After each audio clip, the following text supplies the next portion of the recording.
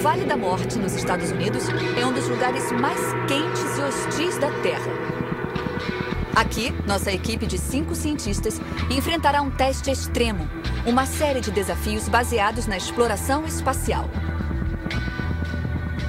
A NASA usa o terreno agreste desse deserto para testar o seu último kit. Portanto, é o local perfeito para ver se nossa equipe pode superar o poder da NASA no próprio território deles. É ciência nua e crua na fronteira final. Nossos 5 cientistas são Cat Sykes, uma física perfeita que se sente ótima em face da adversidade. Ian Stewart é o nosso primeiro geólogo do Ciência Nua e Crua e um eterno otimista. Ellen McCauley é uma botânica intrépida do Missouri que não desiste nunca. Mike Bullivan, nosso químico criativo que faz mágica com objetos cotidianos. Jonathan Hare, que é físico, inventor e artista e o verdadeiro homem da Renascença. E eu, Kate Humble, que vou dar uma mãozinha. Juntos, nós somos a equipe Ciência Nua e Crua. Ciência Nua e Crua. Distribuição Sinapse. Imagens aéreas. A base da missão fica em uma mina de prata abandonada próxima ao Vale da Morte. Aqui, os cientistas têm à disposição um kit básico e ferramentas simples. Eles entram com as invenções. Deve lembrar que alguns episódios atrás, o Jonathan construiu um veículo para explorar a região. E ficou bom, apesar de ter só explorado um trecho bem limitado por volta de 20 metros. Dessa vez, Jonathan gostaria que unisse esforços com Cat para construir um robô aéreo. Algo que voe e que possa explorar uma região muito maior. Não olha assim pra mim, Cat. Eu tô nervosa. Ellen e Ian gostaríamos que saíssem para explorar, porque em 1872, um dos maiores terremotos a atingir os Estados Unidos ocorreu aqui. Queríamos que juntassem seus conhecimentos de geologia e botânica para determinar o epicentro do terremoto e definir o quanto mediu na escala Richter. Vai ser uma maravilha. Vamos lá? Excelente. Mike. Em 1970, a morte da tripulação da missão Apollo 13 estava quase certa, depois de uma explosão ter quebrado o tanque de oxigênio. A única forma de salvarem suas vidas era inventar um filtro de dióxido de carbono.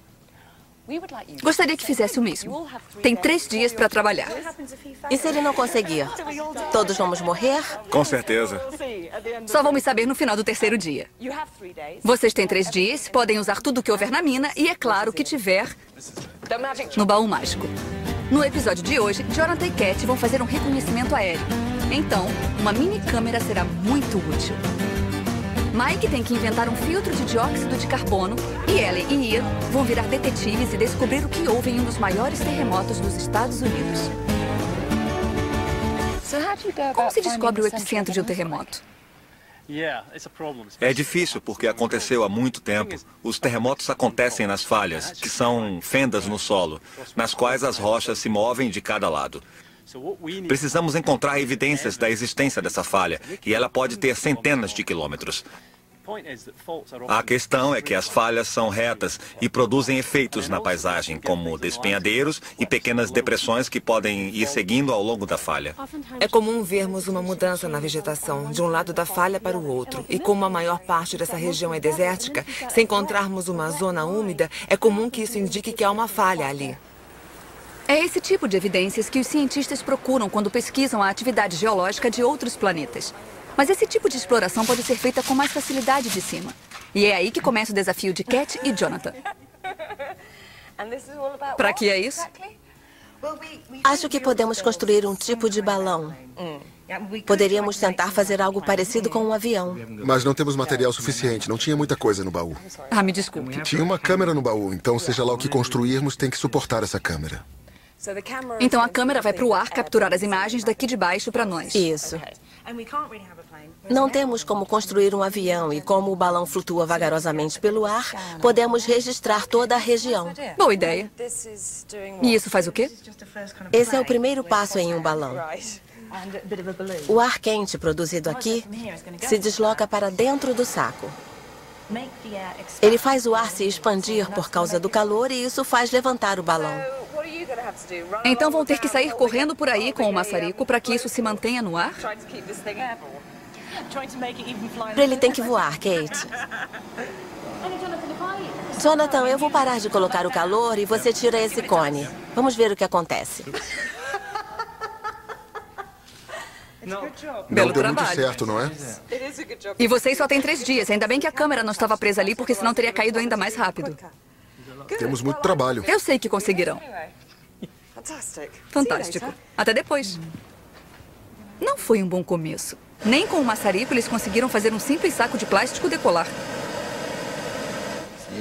Enquanto isso, eu quero entender por que os filtros de dióxido de carbono são tão importantes em um kit espacial. Então a vida da tripulação da Apollo 13 foi salva por esses filtros. Por quê? Quando inspiramos, é o oxigênio que entra. Nosso corpo o processa e expele dióxido de carbono. Expiramos dióxido de carbono. O único ar que tinham para respirar era o da cápsula espacial.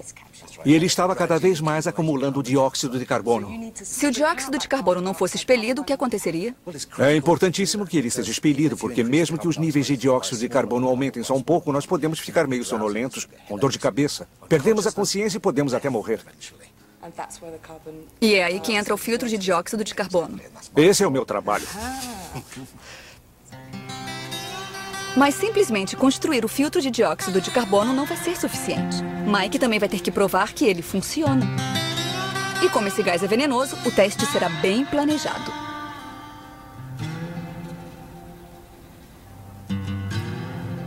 Será que Cat e Jonathan tiveram alguma ideia de como fazer o balão voar? Não podemos sair correndo com o maçarico embaixo do balão, como você sugeriu. Mas se usarmos sacos pretos cheios de ar, a cor preta vai absorver o calor do sol muito bem. Então, o ar dentro do balão vai ficar bem quente em relação ao ar do lado de fora e assim esperamos que o balão suba. É movido a luz solar. Brilhante. Temos 2 modelos. Vamos testar um tubo mais alongado e testar um mais redondo, que nem um balão de verdade. A ideia de um balão movido à luz solar é muito ambiciosa. Ainda mais quando se pensa que a NASA está considerando usar o mesmo conceito em Marte. Mas ao contrário da NASA, nossos cientistas só têm alguns sacos, um pouco de fita adesiva e apenas 3 dias até a decolagem. Ellen e Ian também precisam ver as coisas de cima se quiserem saber onde ocorreu o terremoto. O balão solar só vai ficar pronto no 3º dia, mas um piloto da região está ajudando. Em 1872, dezenas de pessoas morreram nesse vale remoto, mas 130 anos depois, os vestígios do terremoto ficaram muito tênues. Perfeito. Basicamente, temos uma vegetação de deserto. Árvores, lagos, lagoas. Dá pra ver isso ali? É nas falhas que aparecem as fontes de água. Por isso, tem lugares muito bonitos. E isso nos ajuda? Claro, o importante é saber o tamanho da falha causada pelo terremoto. Já podemos segui-la lá embaixo. Se olhar, vai ver uma linha. Mas também tem um despenhadeiro. Vamos seguir essa linha e ao final dela vamos saber o tamanho da falha. Já encontramos a falha no terremoto. Ian e Ellen acham que a falha é essencial para determinar a força e o epicentro do terremoto. Agora, eles querem olhar mais de perto. De volta à base, Mike está vivendo momentos de tensão. Assim como os astronautas da Apollo 13, ele tem que descobrir uma maneira de se livrar do dióxido de carbono. Existe uma substância que eu posso usar para absorver dióxido de carbono no meu filtro, cal hidratada. Se eu conseguir um pouco de calcário e aquecê-lo, eu produzo cal. Se eu colocar um pouco de água, eu consigo a cal hidratada. E esse é o ingrediente secreto para o meu filtro de dióxido de carbono. Cal hidratada tem uma enorme capacidade de absorver dióxido de carbono e é essencial para o filtro. Mas para produzir um pouco, Mike precisa de calcário. Felizmente, Ian, nosso geólogo, lhe disse onde procurar. Ian me mandou vir aqui procurar calcário, mas isso não parece calcário para mim. Mas eu também não sou geólogo. Tem um jeito de testar se isso aqui é um carbonato, jogando ácido nele. O calcário é composto de carbonato de cálcio, e se jogarmos ácido clorídrico, ele tem que borbulhar.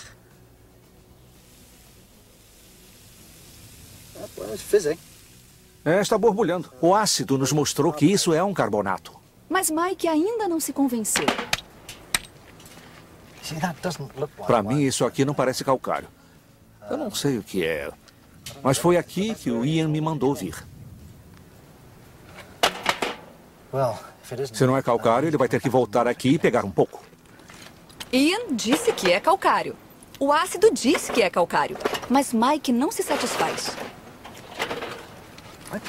O melhor sempre fica para mim aqui no Ciência Nua e Crua. Na mina, Cat e Jonathan estão trabalhando nos 2 modelos de balão. Um longo e fino e outro pequeno e redondo. Estou recortando um pentágono. Se juntarmos vários pentágonos no final, vamos acabar com uma bola de futebol simplificada. Enquanto Cat e Jonathan continuam produzindo os balões, Mike já está voltando com o calcário. Ele ainda não se convenceu, mas vai tentar transformá-lo em cal hidratada. Estou triturando isso aqui até ficar um pó fino. Eu acho que é calcário. Quanto mais fino, melhor. Isso dá muito trabalho. Mike vai esquentar o pó de calcário e transformá-lo em cal. Depois vai dissolvê-lo na água e produzir cal hidratada. Quanto mais fino o pó, melhor será o resultado. Enquanto Mike continua triturando o calcário, Cat e Jonathan estão prontos para testar seus balões.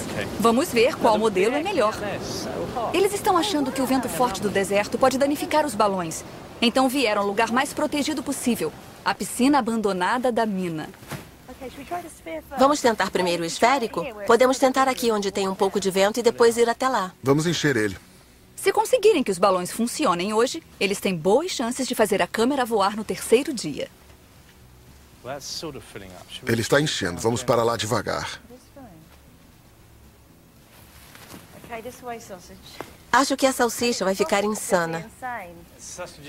A salsicha vai ficar louca. Mesmo num ambiente relativamente protegido da piscina, não há sinais de decolagem. E os balões estão balançando tanto que é impossível identificar qual é o problema.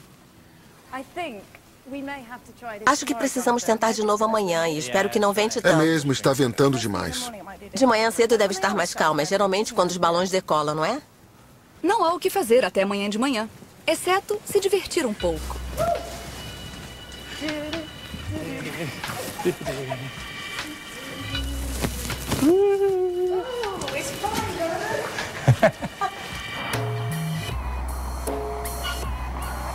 Depois de encontrar a falha de 1872 do avião, Ellen e Ian vieram até um dos oásis do deserto, localizado na falha. Agora tem que descobrir onde foi o centro do terremoto, mais de 100 anos depois do ocorrido. Como se sabe onde é o centro? É literalmente no meio entre o começo e o fim? Queria que fosse. É difícil identificar o epicentro, o centro de onde foi a falha, depois de 130 anos. A melhor forma de determinar o epicentro é ver onde a movimentação na falha foi maior. Mediremos desde o norte até o sul.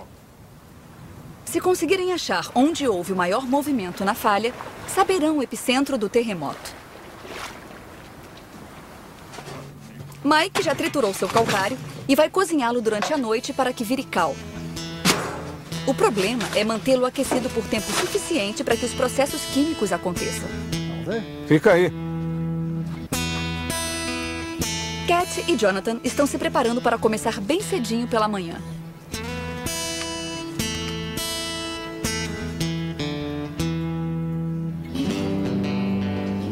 Amanhece, e nossos balonistas precisam que tudo dê certo no 3º dia para que a câmera voe sobre o deserto. Está bem melhor hoje, quase não tem vento. É, nenhum vento. As condições estão perfeitas. Vamos inflar os balões e depois sentar e esperar que o sol os aqueça. Vamos inflar? Acho que não enche mais do que isso. Como está por dentro? É, está ótimo. Vamos selá-lo?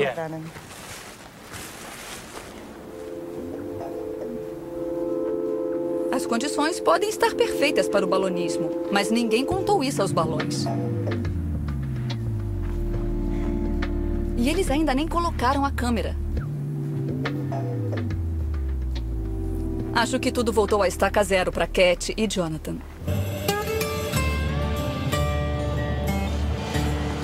Depois de viajar de avião, Ellen e Ian chegam à pequena cidade de Lone Pine, onde a falha parece mais visível do ar. Eles acham que o penhasco onde estão se formou com um terremoto, fazendo o solo do lado direito desabar. Veja, a falha vai até lá e depois volta. Depois vai lá pro fundo. E vai embora por ali. Acho que foi a parte mais afetada da falha. Se Ian estiver certo, o epicentro do terremoto foi aqui, próximo ao Lone Pine. Mas eles ainda têm que determinar a força do terremoto, algo entre 1 e 12 na escala Richter. Então já conseguimos o comprimento. O comprimento. Precisamos determinar a quantidade de movimento gerada. Tá. Viemos até aqui porque precisamos medir o tamanho. Quando há um terremoto, o solo se move tanto na vertical quanto na horizontal. Ellen e Ian querem medir o quanto ele se moveu. Isso é crucial para saber a força do terremoto.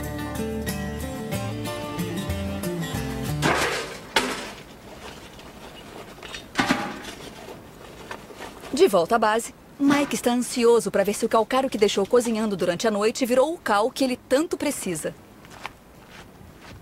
Então eu estou juntando água. O que deve acontecer? Se for calcário, deve quebrar ou borbulhar e a água deve sair na forma de vapor. Porque esse processo gera muito calor. Vamos ver o que temos.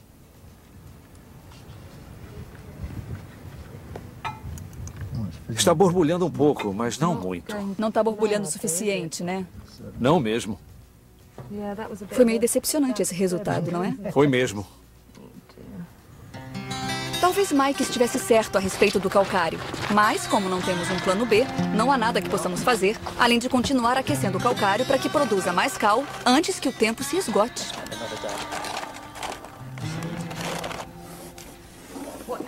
Notícias dos balões? Fizemos testes. É. Testamos os dois, mas nenhum decolou. Não. E por que querem esses compensados? Lembra que um balão era feito de pentágonos? Então vamos fazê-los em escala maior. Estão fazendo balões maiores. Vai fazer muita diferença porque teremos mais impulso para cima. E nós encontramos sacolas plásticas mais finas, o que deve torná-lo bem mais leve. O problema é que não podemos testá-lo hoje. Chegamos aqui às 7 da manhã e não tinha vento, mas às 8 já estava muito forte. Então, nós vamos construir o balão, que será bem maior, mas provavelmente só testaremos amanhã. Amanhã é o dia D.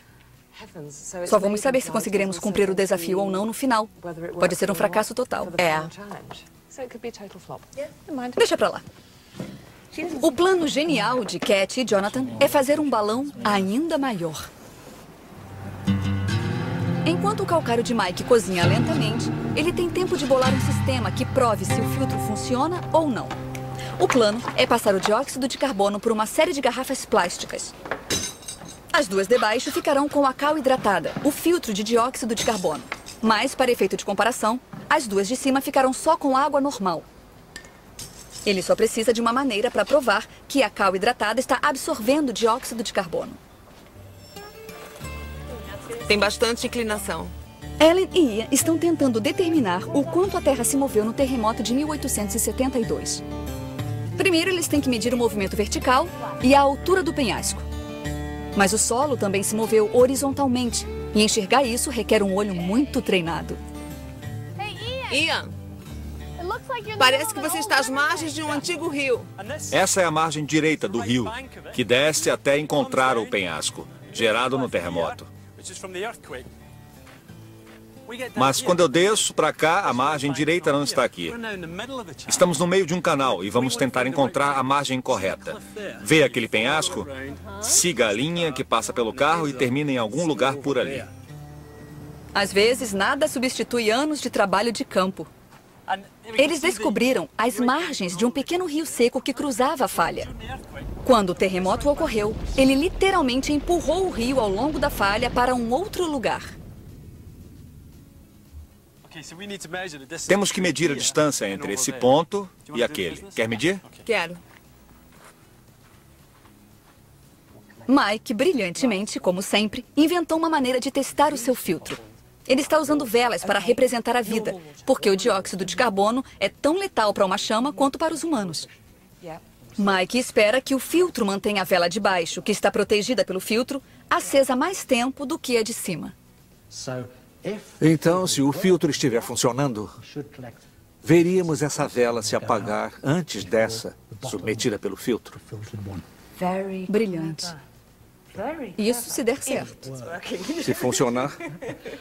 Mas tem um detalhe. Fala. Eu não consegui cal para hidratar. Ficou o dia todo cozinhando nas temperaturas mais altas que eu consegui. Tá. Vou deixar cozinhando durante a noite e espero conseguir um pouco de cal para hidratar e fazer os filtros. Mas se não conseguirmos cal? Aí as velas vão apagar exatamente ao mesmo tempo. É um fracasso total. Exatamente. Beleza, continue cozinhando. Está indo bem. Parece que sim. Mas e como andam Cat e Jonathan? Será que o balão gigante deles está ficando bom? Como estamos indo? Eu não sei. É tão grande que eu só vejo plástico preto. Deixa eu olhar de longe. Posso soltar? Não tem problema? É enorme. Ele tem orelhas. Parece com o quê? Deixa eu ver. Está bom. Cat, nunca te disseram para não colocar a cabeça dentro de um saco plástico? Ainda tem uma orelha, não está perfeito. Não acredito. Tem sobras. Com certeza tem uma orelha. Nosso balão tem orelhas e ponto final. Mas tem orelhas e é engraçado. Com ou sem orelhas, o balão tem que decolar. E amanhã de manhã é a única chance que eles terão.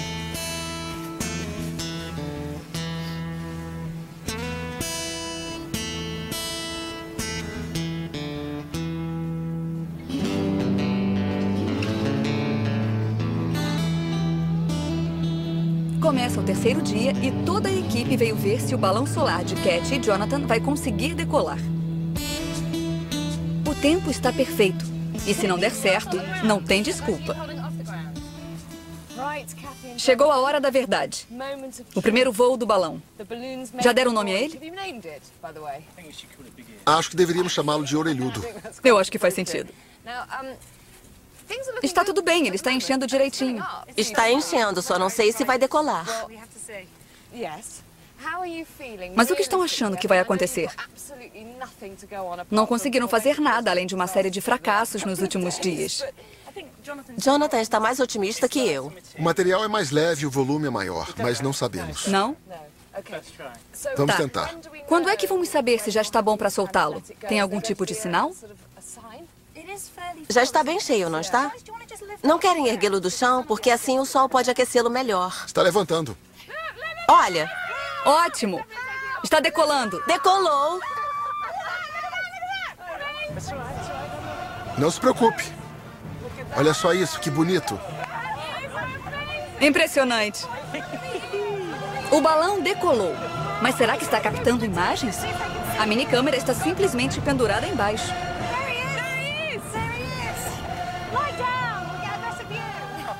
Que beleza! O que eu não faço pela ciência? Fantástico. É incrível. Acha que deu tudo certo? Eu acho que ele voou. E que conseguimos recolher imagens. Fez a exploração aérea. Eu diria que foi um sucesso. Eu diria que Também acho que sim. Um dos desafios já foi cumprido. Então está na hora de voltar para a mina. O calcário de Mike está cozinhando há 3 dias e ele ainda não está certo de que se trata de cal pura. Vamos ver.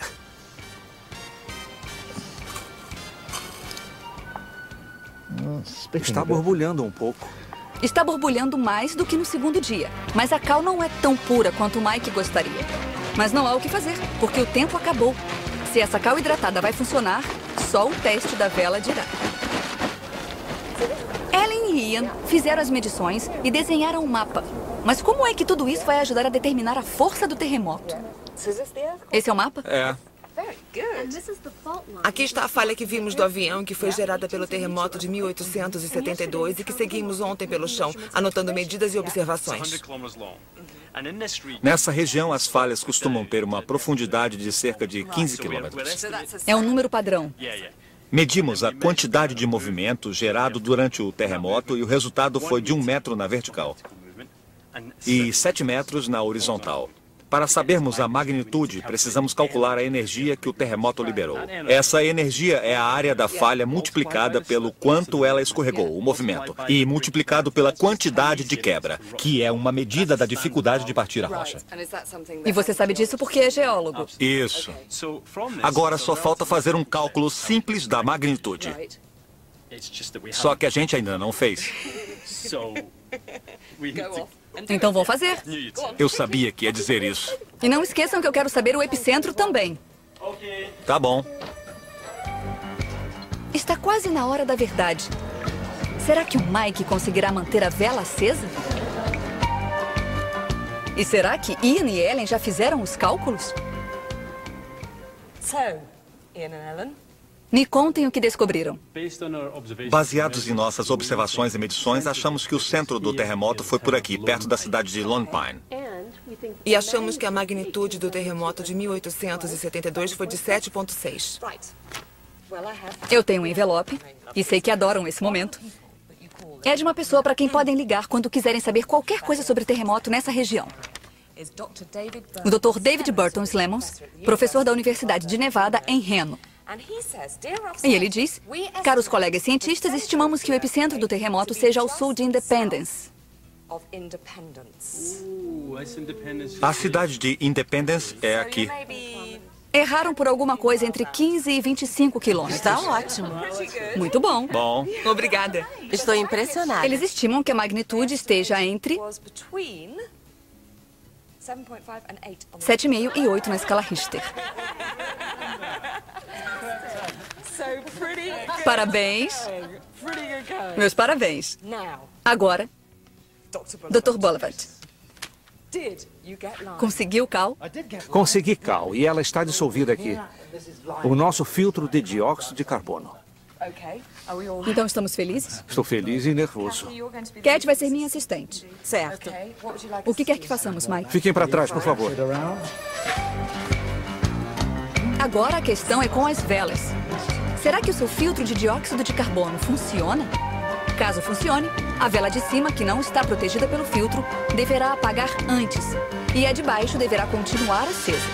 Agora só precisamos de um pouco de dióxido de carbono e Mike já resolveu esse problema, adicionando um pouco de ácido clorídrico no que sobrou do calcário.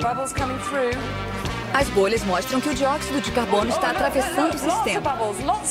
Tem muita bolha passando. E a vela apagou. A vela apagou. E aquela ainda está acesa. Está queimando. Está indo muito bem.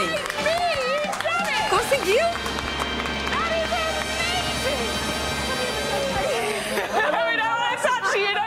Deixa eu tocar você. Podemos dizer que se o Ciência Nua e Crua tivesse uma missão espacial, esse é o homem que gostaríamos de ter conosco porque salvaria nossas vidas. Ótimo, Mike. Por hoje é só, mas assista ao próximo episódio do Ciência Nua e Crua.